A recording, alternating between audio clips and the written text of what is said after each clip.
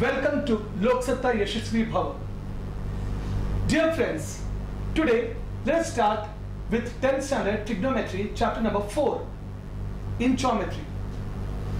Now, 10th standard trigonometry is related to your 9th standard trigonometry which you have learned. Trigonometry basically means study of right angle triangles that we had learned in 9th standard. And still further, you have learned that trigonometry has 6 ratios applying to right angle triangles, that is sine ratio, cosine ratio, tan ratio, that is tangent ratio, secant ratio, cosecant ratio, and cotangent ratio, that is cot ratio. Now, so without knowing the 9th standard basics, it would be really difficult for you to move into 10th standard. Mind you, trigonometry will not leave you till you have maths with you in future. May it be engineering or any other professional field. If you are interested in maths, please, it's a request that study trigonometry well, because you may leave trigonometry, trigonometry surely will not leave you. Now, what exactly were the basics which you have learnt in 9th standard? Let us recollect it first to move on to the 10th standard.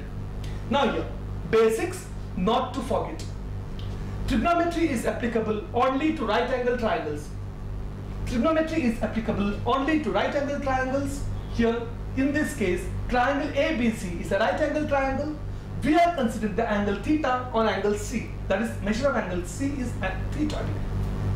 Now, sine theta, if you remember last time, we had opposite to angle theta, that is opposite to the given angle upon the hypotenuse. Cos theta is the adjacent of the given angle, which is the given angle here, theta. So cos theta is nothing but adjacent to the given angle upon the hypotenuse. Tan theta is sine theta upon cos theta. Now, I repeat, sine theta is opposite upon hypotenuse, cos theta is adjacent upon hypotenuse, that is opposite of theta, adjacent of theta.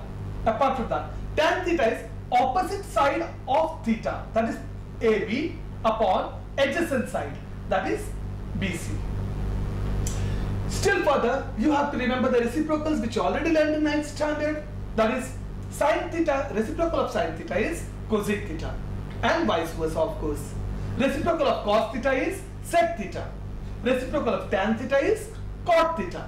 So you have to remember the trigonometrical ratios and the relation of the triangle. You have to remember the reciprocals of those triangles, of those sine, cos and tan, the basic ratios. Apart from that, if you remember in 9th standard, you had learned certain rules. Now of course we don't call it as rules, but we have made it somewhat like this: add co and cut co rules, so that it becomes easier for you to understand the formulas. Otherwise, trigonometry is a very vast subject and students normally find it difficult to understand the formulas. So I have tried to make it bit in a helping mode. Let us see how it is. I have named it as add co and cut co. Now what do I mean by add co and cut co? For example, sine 90 minus theta. Now you don't have a co here, so add co. So what do you get? Cos theta. Same way, tan 90 minus theta. You don't have a co here, so you add co. So you get cot theta. Now that was about add co. Now what if you have got co here? For example, cosec 90 minus theta. I have said cut co. So you remove the co from you. You get sec theta. Same way, cos 90 minus theta, cut co, you get sine theta. So the formula becomes easy for you to remember this way. Anyway, it doesn't matter how you remember the formula. What is important is that you remember the formulas. Now, talking about further. Remaining part, so you had it in 9th standard, trigonometrical identities. Sine square theta plus cos square theta is 1. Sec square theta minus tan square theta is 1. Cosec square theta minus cot square theta is 1. So please remember these identities too. Apart from that, you had values of standard trigonometrical ratios. Now, what I have done here is, I have written theta, 0, 30, 45, 60, 90. That is the standard angles. Now these standard angles are written sine, cos and tan. What do? I write value of sine 0 is 0, 30 is half, 45 1 upon root 2, 60 root 3 upon 2 and 91. I reverse the values back. So I get 0, half, 1 upon root 2, root 3 upon 2 and 1. What I have written in front side, I go back. So I come to know, okay, the values are reversed. Now what do? I take sine upon cos. That, as I know, it is tan. So sine upon cos is tan. That means 0 upon 1 is 0. Half upon root 3 upon 2. 2 gets cancelled. 1 upon root 3. So what happens? If you take the values here, you automatically get tan. Then what I do is, I remember the value of reciprocals here. It becomes easy for me to know if I know the reciprocal. For example, sine 30 is half. I don't know about cosec, but I know that cosec is the reciprocal of sine. So cosec will be 2 upon 1. So if you know these three ratios, the other three ratios can be understood. Now, without these basic formulas, my dear students, let me tell you that it is not practically possible to get through with trigonometry in 10th standard. You have to know these basic formulas. Apart from this, let us see further. You had graph. Now in graph, here we all know that there is an x-axis and there is a y-axis. Now let us combine or club bit of trigonometry with bit of graph. Now here you have got your x-axis and your y-axis. Imagine that a ray is OA, or the ray is placed, OA ray is placed on the x-axis. If I rotate it like this, that means we are going anti-clockwise. Same way, if I keep the ray here and if I rotate it down, that means we are going clockwise. Now here, in this case, when I talk about a ray being rotated, let us say ray OA is rotated here, as I've shown it here in this figure. When the ray OA is rotated to a certain degree, let's say the degree is theta, we get ray OB.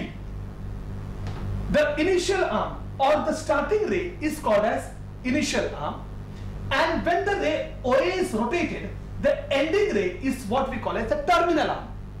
The angle formed between the initial arm and the terminal arm is called as the directed angle. I repeat, when we consider a ray on the origin over the x-axis, if that ray is moved and if the position of the ray is changed, the ray which we get, we consider that to be ray OB. The initial ray OA is called as the initial arm. As the ray is moved, the final ray OB is called as the terminal arm. The angle formed between the initial arm and the terminal arm is what we call as the directed angle. Now, some terms to remember. I mentioned already an initial arm, a terminal arm and the vertex. The vertex is nothing but the origin O, which we consider. Now, talking about some standard angles. Standard angle means the angle formed on the x-axis is what we call as a standard angle. And in this case, here the standard angle is positive as we go anti-clockwise or in the positive direction of x, and here the standard angle becomes negative as we go down, that is clockwise. Now, trigonometrical problems are mainly divided into three parts for 10th standard. First, quadrants and terminal arm based problems. Second, problems to prove using identities, which we'll be surely doing. And third, word problems or application of trigonometry. Now, based on quadrants and terminal arm, the sums that normally which you can expect is of 2 or 3 mark sums, and initial questions may be in such a way that some questions may carry just 1 mark. So here we talk about type 1 problems, that is problems based on quadrants and terminal arm. Now if you see the first question here, let us read the sum. For the angle in standard position, if the initial arm rotates 220 degree in clockwise direction, then state the quadrant in which it lies. that is the terminal arm lies. I repeat, for the angle in standard position, if the initial arm rotates 220 degree in clockwise direction, then state the quadrant in which it lies. That means in which the terminal arm lies. Now here, let us understand this. For the angle in standard position. Now the angle is in standard position means we are considering that the ray is moving from the x-axis. I already mentioned here. When the ray moves around the x-axis, we call it as standard position. So here, the angle is moving in the standard position. Now, for the angle in standard position, if the initial arm rotates 220 degree in clockwise direction, mind you, it is clockwise direction. So when I say clockwise direction, what does it mean? That means the arm rotates downward like this. Now how much degree does it rotate? It rotates 220 degree. Now see here, as it rotates, this is 90, this is 180 degree, this is 220 degree around, because this becomes 270. So of course 220 has to come somewhere here. I repeat again, this is the standard position of the ray. This is the standard position of the ray. Now you are rotating 220 degree clockwise. When you rotate 220 degree clockwise, that how does the clock move? It goes down like this. And as it moves, this is 90, this is 180 degree, and this becomes 270. But here it is told 220. So 220 means somewhere here. So which quadrant does it lie now? This is the first quadrant, this is the second quadrant, this is the third one, this is the fourth one. So the terminal arm lies in the second quadrant. Earlier we stated that it is 220 degree in clockwise direction. So this is the standard position of the angle. From here we rotated 220 degree. Therefore we got it is in the which quadrant does it lie. Then state the quadrant in which it lies. That means we have to mention the quadrant in which it lies. Let us take few more examples here. 25 degree anti-clockwise. Now this is the standard position. Clockwise means in this direction. Anti-clockwise means in the opposite direction. So this is the anti-clockwise. 25 degree. Which quadrant does it lie? This is in the first quadrant here. Mind you, this is the first quadrant, this is the second quadrant, this is the third quadrant, this is the fourth quadrant. Let us see one more example to clear out the confusion. 305 degree anti-clockwise. Now this is the standard position. I move it down like this. Because why am I moving it upward? Because it is anti-clockwise here. So here, anti-clockwise, it moves like this. 90, 180, 270, and then 360 will come. But it is 305 degree. So 305 means it will lie somewhere here. That means the angle lies here, 305 degree. It's like this. Let's talk of something else. Terminal arm is on negative y-axis. Now, this is the y-axis.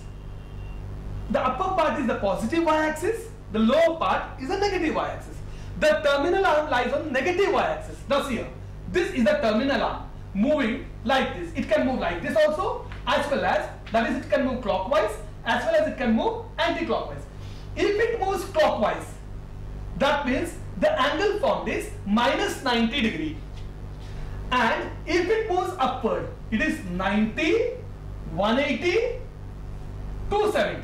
So the terminal arm is on the negative side of the y-axis, that is negative y-axis. It can be either 270 degree or minus 90. When I count it like this, it is 270 degree. When I count it like this, it is minus 90 degree.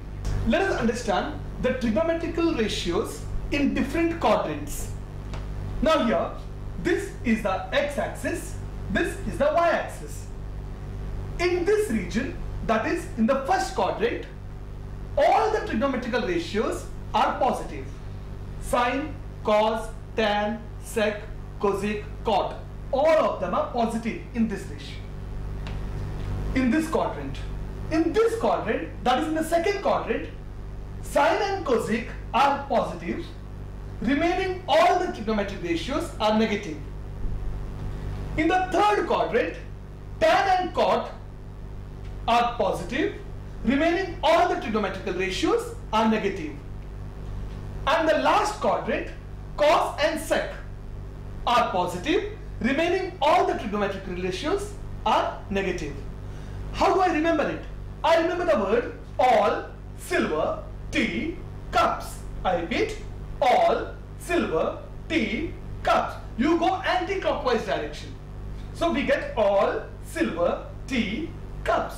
All the ratios are positive. Silver, S for sine.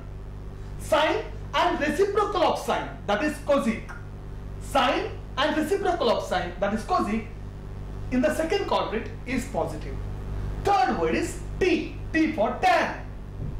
Tan and reciprocal of tan, that is cot, both are positive. Remaining all the other values or ratios are negative. C for cos. Cos and reciprocal of cos, that is sec, are positive in the fourth quadrant. Remaining all the values are negative. Now, you have got to remember signs of trigonometrical ratios in different quadrants. First quadrant, all are positive. Second quadrant, sine and reciprocal of sine, that is cosec, are positive. Third quadrant, tan and reciprocal of tan, that is cot, are positive.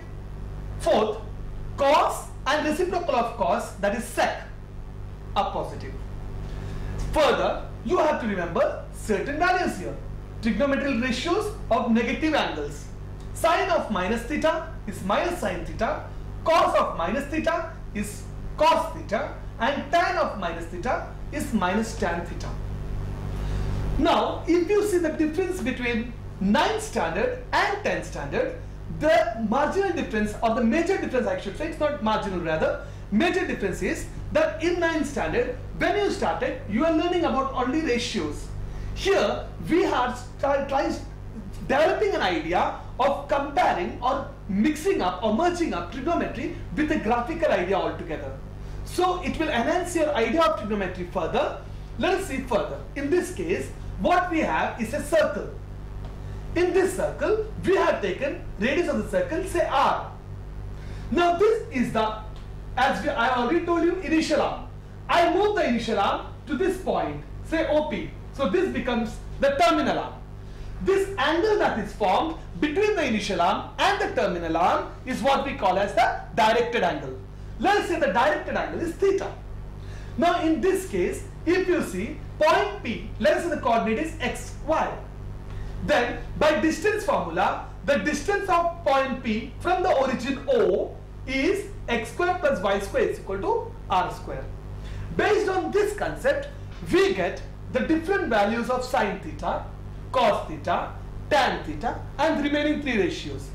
Now for example, sine theta. If you see sine theta, that is opposite upon hypotenuse, that is PM upon OP. PM here is y and OP here is r.